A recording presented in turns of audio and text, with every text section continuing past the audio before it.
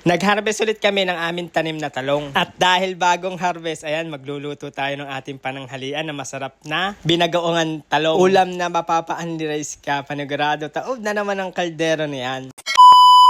Hi mga katrops, magandang buhay! Ito ho pala yung aking paragos mga katrops. Ayan. May mga experience huga kayo diyan sa paragos. So kaya ho, ay nakasakay na baga kayo ng paragos. So kaya ho ng kalabaw. Ay baka naman ma-comment mo diyan sa comment section kung ano ho yung iyong experience diyan or nakasakay ka na ng paragos. Paragos ho yung tawag niyan sa amin. Eh sa inyong lugar ba mga katrops? Ano ho yung tawag diyan? Yan palang paragos ko mga katrops. Akin ho yung uuti-utiin na papaganda. Naalala ko nga nung bata ako ay talaga naman paggamit ho ng aking itay-iyang paragos, gamit ho yung kalabaw niya ay talagang ako ay habol ng habol para lang humakasakay diyan sa paragos. Ay minsan pa nga ay ako pa kayo sumasakay doon sa kalabaw. Tuwing umaga pa nga ay kami huy naggagatas ng kalabaw tapos sabay amin iinumin. Ay first na first ho talaga pagkakasarap. Ikay hugay nakainom na ng first milk ho galing sa kalabaw. Ay kung hindi pa inyo na hong subukan, promise ho sa inyo ay napakasarap. At kung meron kang bagong saing na sinaing ay pwede nyo hong ilabay yung bagong harvest na gatas ho ng kalabaw. Gatas pa lang ho ng kalabaw ay talagang ulam na para sa iyong pang-almusal. Yun ho yung ginagawa namin dati. Bukod ho sa ilalabay nyo sa bagong sinaing, sa bagong luto, ay ginagawa din ho namin iyong kesong puti. Amin ho yung pinapapak, inuulam, saka ho pinapalaman sa tinapay. Madami ho talagang pwedeng gawin diyan ho sa gatas ng sa kalabaw. Bukod ho sa inumin, pwede rin ho natin gawing ulam. Harvest time na pala ulit ng ating talong mga katrops. Ayan, mag-harvest na ulit tayo. Malapit na din luminis yung ating talungan mga katrops. Kaya sa mga susunod ay malinis na iyan. Medyo may kabilisan talaga yung mga damo diyan sa talong mga katrops. Ay kahaharabas pa lang diyan nung nakaraan ay nagtutubuan na agad. Lalo na ho pag nakatikim ng tubig ulan. Nagigib muna ako sa poso mga katrops. Ganito ho yung poso sa amin. Mabilis kong kumuha ng tubig diyan lalo na ho pag wala akong singaw. Nung nakapag-igib na nga, ayan, nilagay ko na ho sa batya na meron ho laman talong para makapagtinor na ho tayo. Kinulang pa nga yung isang lagadera kaya nag-igib pa ako. Akin ho naggumamit ng tricycle. Medyo may kalayuan din kasi din sa akin pinagtitinoran. Ayan, gayaan hulit yung gagawin natin tulad ho ng ginagawa ko dati. Hiwalay ko hulit yung mga primera at segunda saka ho reject. Binubukod ko din yung mga oversize saka ho yung mga maliliit na reject. Kakunti lang naman yung mga maliliit. Kaya pinagsasama ko yung oversize saka yung magulang tapos yung maliliit. Diyan ho sa bangkong iyan ay medyo nakaramdam ako ng alay diyan sa aking balakang. Medyo napapatagal kasi yung aking upo kaya ayan ay medyo sumakit kaya ako hindi na nagbangko. Baka mamaya ay magtagal ay sakit. Nako ay parihilot na naman tayo niyan. Si ate, si inay at saka ho si kuya ulit yung nag-harvest. Ganun ho ulit ako ulit yung magtitinor. Pag humadami na yung napipitas nila pagpapunta doon sa kabilang dulo ay kinalagay na nila sa isang sako para hakutin na ni kuya. Si kuya huy naghahakot. Napakasarap po talaga mag-harvest ng talong mga katrops or kahit anong mga gulay basta ho iyo sariling tanim. Ito na nga't maganda na yung ating plastic. Nakabili na tayo ng malinaw at matibay kaya panigurado medyo may kakaganda na yung ating pagtitinor diyan. Masisiksik na nating na mas maganda. Medyo may kamahalan lang yung gayaan plastic. Mga 250 siguro isa. Oo, 250 nga. Gawa ng 250 yung bili ko tapos 100 pieces. 10 and 1/4 ho yung nilalagay ko diyan sa isang plastic or sa isang bundle ng talong. Pag gayaan ho yung plastic na inyong pinagbabandelan mga trops, ang ginagawa ko diyan ay hinihigpitan ko ng sobra para hindi ho magkilusan or maggalawan yung talong sa loob. Para pag akin ho nila pag diyan ay maganda pa rin yung ating pagkakatinor. Pagkakatapos pala namin mag-harvest mga trops, ayan, di-deliver na ho namin yung aming talong. Naka-anim ho tayo ngayon, medyo umurong. Kung nakaraan ho ay siyam, ngayon ay 6. Pa ako sa isang araw ay ako'y mag-abono diyan para mas gumanda pa ulit yung ating talong. Ilagay ko na ulit diyan sa tricycle mga katrops. First day ho pala yung aking bayaw kaya yung tricycle niya yung akin nagamit. Siyempre gagamitin natin to mas bago-bago dun sa akin. Pagkakarga yan, umalis na po ako. Habang nagdadala ako at nagdi-deliver ng talong ay nag-iisip ako kung ano aking uulamin. Aba siyempre ay bagong harvest tayo ng talong. Talong ho yung ating uulamin pero gaglagyan natin siya ng bago. Kaya agad-agad ko na ho muna ito dineliver para makauwi na tayo. Pagkakadating ho yan, ikinarga ko na. Ibinaba ko na yung kinarga ko kanina diyan sa ibaba. Tapos nagka-computan na, binayaran na ako. Nung nabayaran na mga katrops yan, agad-agad na ako umuwi para makapagluto na tayo ng ating pananghalian. Siyempre, gutom na tayo. Dili na ho tayo kukuha sa reject mga katrops. Yan ho yung mga reject natin talong. Ay atin pa rin yan uulamahin. Pakinabangan pa rin naman. Bago pala ako nagluto, ako muna ay nagkape, nagpahinga para may lakas tayo sa pagluluto. Para mamaya, siyempre, masarap yung luto natin. Pagkatapos ko makapagpahinga mga katrops, ayan, mag-i-slice na tayo ng talong. Bukod ho diyan sa perito, ay kasarap din ho niyan yung steam o kaya huy laga na meron hong kamoting kamuting baging. Yung talbos ho ng kamuting baging. Tapos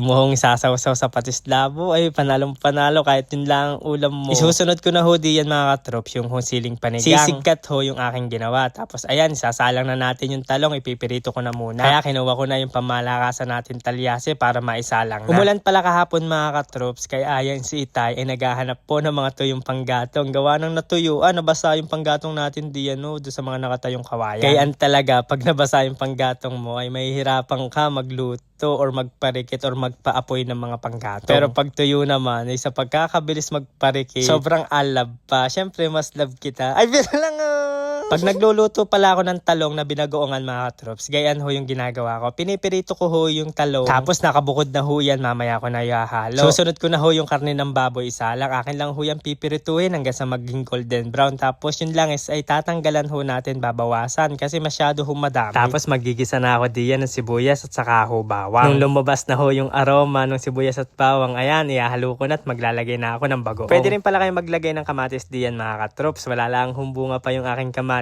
Kaya hindi na muna ako naglagay. Pero naglalagay ako diyan ng kamatis. Tapos lalagay ko na ho yung siling panigang mga katrops. Akin lang ho yan lalagyan ng pampalasa at saka ho paminta. Tapos pakukuluan ko lang saglit. Luto na yan mga katrops. Ito talaga ho yung isa sa pinakamasarap na luto diyan sa talong mga katrops. Ang binagaongan talong. Di ko na ho ihahalo diyan yung talong mga katrops para maiwasan hong madurog yung talong. Kaya ang gagawin ko, yun naman bagoong yung ilalagay ko sa talong. Kaya nung naluto na at naipagsama ko na, kaya tara, kain ho tayo mga katrops. Ang ulam ho namin ngayon pananghalian din ho sa kubo ay ang masarap na binagoongan talong. Pagkakasarap nito mga katrops, kaya ano pang inaantay nyo diyan ay kayo magluto na din ng gayang luto. Paniguradong mapapadabi na naman yung kain ko din mga katrops. Maliliit lang ho yung ginawa kong slice diyan ho sa karne, kaya ho masarap din kalambot. Sabayan mo pa na masarap na kapimbarako. Kaya maraming salamat ho sa inyo mga katrops. Love love!